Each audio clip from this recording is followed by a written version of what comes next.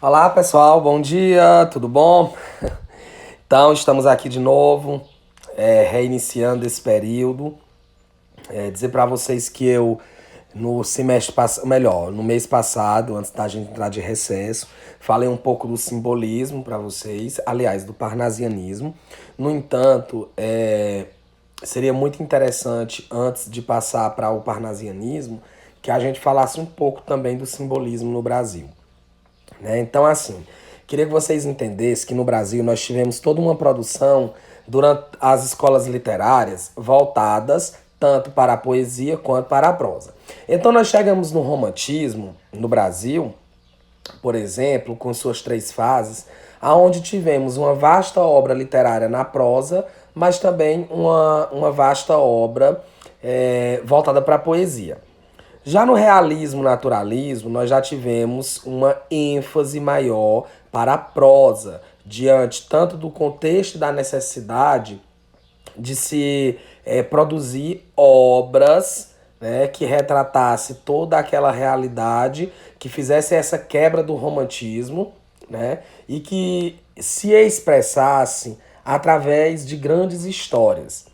Então, nós passamos um período onde a poesia tornou-se secundária.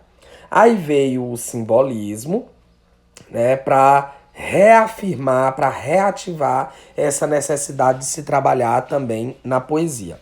Então, o simbolismo no Brasil, assim, diante de suas principais características, nós podemos o quê? Nós podemos elencar os elementos místicos e transcendentais, a subjetividade, a musicalidade e a presença de figuras de linguagem, como por exemplo, a sinestesia. Vamos já falar um pouquinho dela. Então vejam só que de uma objetividade realista, né, encontrada no realismo naturalismo, nós passamos para o simbolismo no Brasil, marcada novamente pela subjetividade e essa transcendentalidade. O que é transcender? Transcender é sair de um plano físico para um plano espiritual, onde podemos sim aflorar os maiores sentimentos espirituais. Então vocês vejam o quanto já se opõe novamente à escola anterior, né? Onde estávamos marcados dentro do realismo naturalismo por uma realidade objetiva. Agora veja só, professor, você está querendo me dizer então que o romantismo voltou? Porque o romantismo se falava de uma subjetividade. Aí é que tá, não voltamos ao romantismo. Voltamos a uma característica de subjetividade. Mas vejam só, não a subjetividade romântica, não a subjetividade de se buscar nas entranhas o amor, né, e um amor exagerado, mas sim numa subjetividade do eu espiritual, estado de espírito, movimentação, era uma movimentação da alma e não uma movimentação pelo amor, pela mulher, pelo sentimentalismo, principalmente de forma exagerada. Então o simbolismo ele teve essa característica, o sentir é o sentir. Por isso que a figura de linguagem mais utilizada chama-se a sinestesia. A sinestesia é aquela que faz aguçar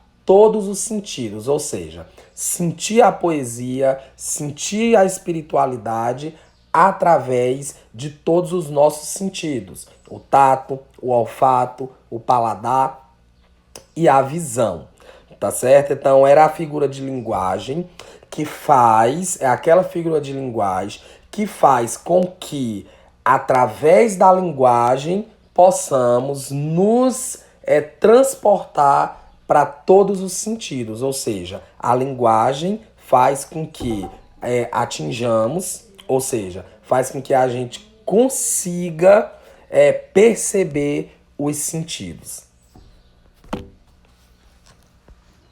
Seguindo aqui. Ai meu Deus, já começou. Desculpa. Vou dar só uma pausa aqui para desligar. Vamos lá, vamos continuar. Nós temos aqui nesse poema, né? Ó formas alvas, brancas, formas claras, de luares de neves de neblinas, ó formas vagas, fluidas, cristalinas, incensos dos, tur, dos turíbulos das aras, formas do amor, constelamente puras, de virgens e de santas vaporosas, brilhos errantes, mádidas frescuras, indolências de lírios e de rosas, indefiníveis músicas supremas, harmonias de cor e do perfume, horas do ocaso trêmulas extremas, Réquiem do sol, que a dor da luz resume, visões, salmos e cânticos serenos, surdinas de órgãos flébeis, soluçantes, dormências de volúpcios venenos, sutis e suaves, mórbidos, radiantes. Então aqui, nesse poema, nós já podemos observar duas ou até três grandes características do simbolismo. A primeira é a grande,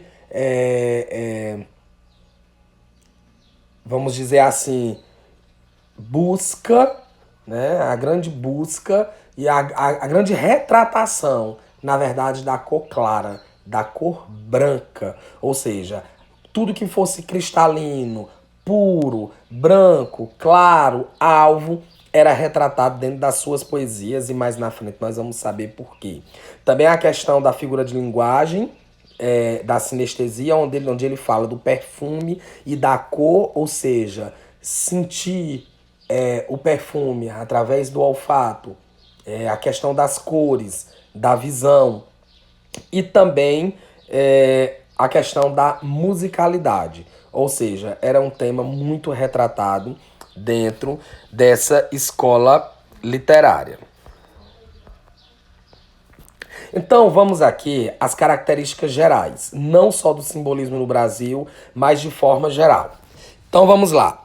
A constante aproximação entre a música e a poesia, a utilização de recursos literários, como por exemplo a aliteração, que é a repetição de um fonema consonantal, e a assonância, que é a repetição de fonemas vocálicos, né?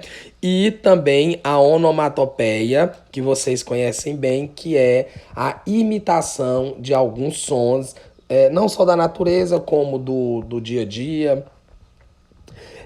Também um caráter, perdão, individualista, a oposição ao racionalismo, materialismo e cientificismo, ou seja, quando ele diz assim, oposição a essas teorias, você logo entende que é oposição também à escola literária anterior.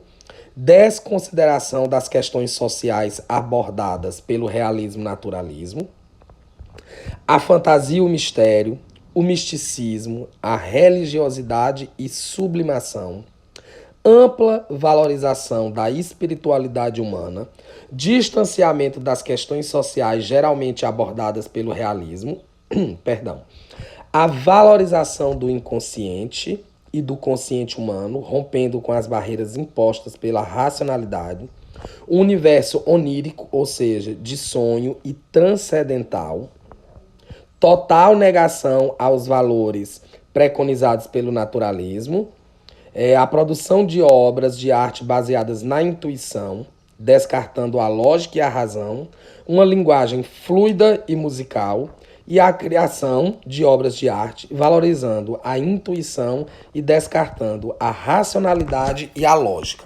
Então, em resumo, vocês podem observar que foi aquilo que a gente já disse no primeiro slide.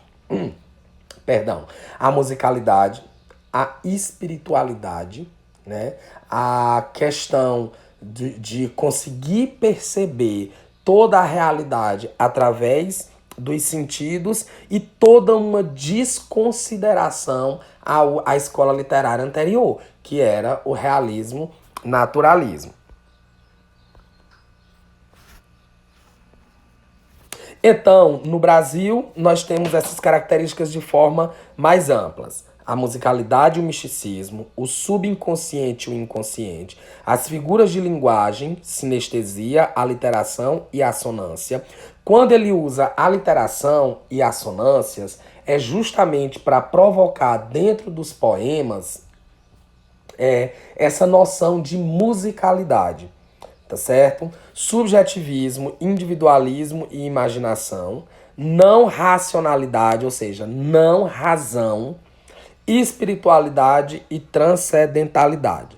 Dos autores mais importantes, nós temos Cruz e Souza, que foi justamente o seu poema, o seu livro de poema e o seu livro de poesia, chamado Missal e Broquéis, que deu abertura, Augusto dos Anjos e Alfonso Guimarães, que nós iremos tratar também na próxima aula. Eu vou deixar uma atividade apenas de uma questão, né, que retrate um pouco essa questão das características do simbolismo, tá bom? E a gente se encontra na próxima aula.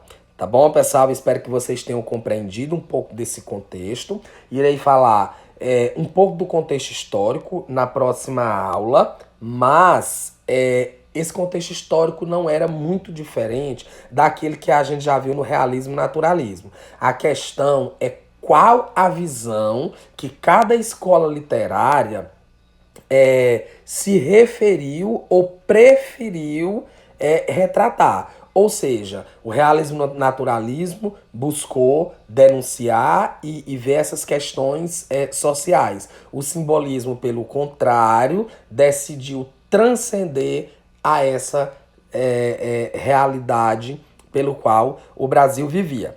Tá bom? Então a gente aqui foi só uma explanação, né, sobre essas características. Espero que tenha ficado claro, tá bom? E em breve falaremos um pouco sobre Cruz e Souza e sobre a questão do contexto histórico. Tá bom? Um abraço e fiquem aí com nossa questão.